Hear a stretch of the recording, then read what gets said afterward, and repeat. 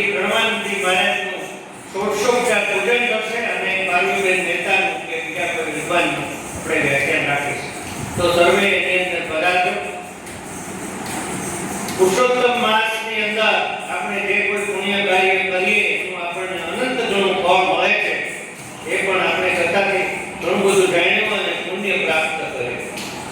મૂળ તો સંસ્કૃત સાહિત્યની અંદર સૌથી પહેલા શ્રુતિ અને સ્મૃતિ, પછી વેદ આવ્યા.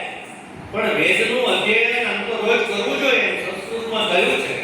પણ હવે એટલો બધો તો આપણને ટાઈમ પણ ન હોય આપણી પ્રવૃત્તિઓની અંદર. આમ તો પિતાજીએ પણ કહ્યું છે કે આપણે સ્વધર્મ વાંચવું જોઈએ. સ્વધર્મની અંદર આમ તો બ્રાહ્મણે ત્રિકાળ સંધ્યા કરવી જોઈએ. ત્રિકાળ સંધ્યા ન થઈ શકે તો એને માટે રસ્તો કાઢ્યો. એમાં સવારની અને બપોરની ભેગી રાત મધ્યાહન સંધ્યો પાલનમાં અનુસારી છે એમ કહેવાય. તો એ રીતે એ વેદ પછી આવ્યા ઉપનિષદ અને ઉપનિષદો પછી પુરાણ. પુરાણોની જે ઉપનિષદો હતા એની અંદર તત્વજ્ઞાન વિશેષ. આજે વેદાંતના વર્ગો છે એની અંદર બહુ ઓછા હોય છે અને બહુ ઓછા વર્ગો પણ થાય છે. એના જાણકારો પણ ઓછા છે.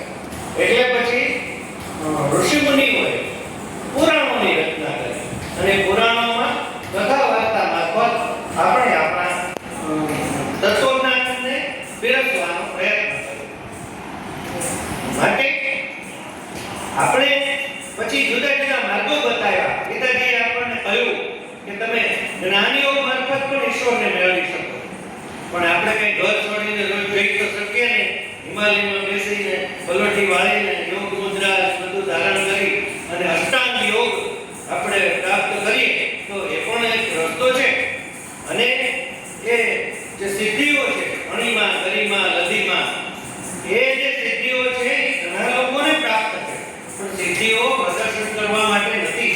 આપણે નરસિંહ મહેતાને ઊંડી લખવાની છૂટ હતી, પણ એણે જિંદગીમાં એક જ વાર ઊંડી લખી અને બધાને જમાડી દીધા. પોતા માટે કોઈથી ઊંડી નથી લખી. તો જે સિદ્ધિઓ જે છે એ બીજાને માટે. એવી રીતે ગુરુ માટે કહ્યું છે કે ગુરુ શ્રોત્રિય અને બ્રહ્મનિષ્ઠ હોવો જોઈએ.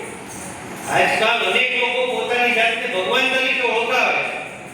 આપણે એટલા બધા ભગવાનને નહીં માનીએ તો પણ ચાલશે. કારણ શું કે બધાની અંદર એટલી બધી પાત્રતા હોતી નથી. કોણ પાત્ર છે એ આપણે નક્કી કરવાનું.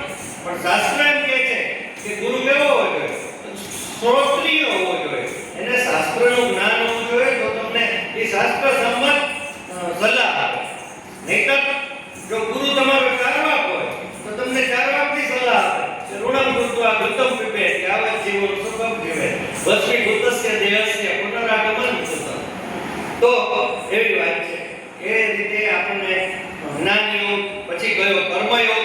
ઘણા લોકો અહીંયા કર્મયોગ પણ કરે છે અને કર્મયોગ મારફતે ઈશ્વરની સાધના કરે છે. પછી આપણે ભક્તિયોગ કે ભાઈ તમારે ઘર પણ ન છોડવું હોય તો યજ્ઞાનામ જપયજ્ઞો શ્રી કૃષ્ણ ભગવાન કહે. એટલે તમે ભક્તિ મારફત પણ ઈશ્વરની આરાધના કરી શકો. ભક્તિ મેળવ્યા પછી તમારે મુક્તિ માંગવાની જરૂર નથી. ધન વૃંદાવન, ધન એ લીલા, ધન એ વ્રજના વાસી રે. અષ્ટમા સિદ્ધિ તો આંગળે રે ઊભી અને મુક્તિ છે એની દાસી. તો આપણે પરિવાર ફરી કોઈ વ્યાખ્યાન વખતે જરૂર મળીશું અને આખું 1 કલાકનું વ્યાખ્યાન રાખીશું. સર્વેનો આભાર. હરિઓમ તત્સત. હવે માનનીય સિનિયર એડવોકેટ શ્રી લાબડિયા સાહેબ આપણને આશીર્વાદ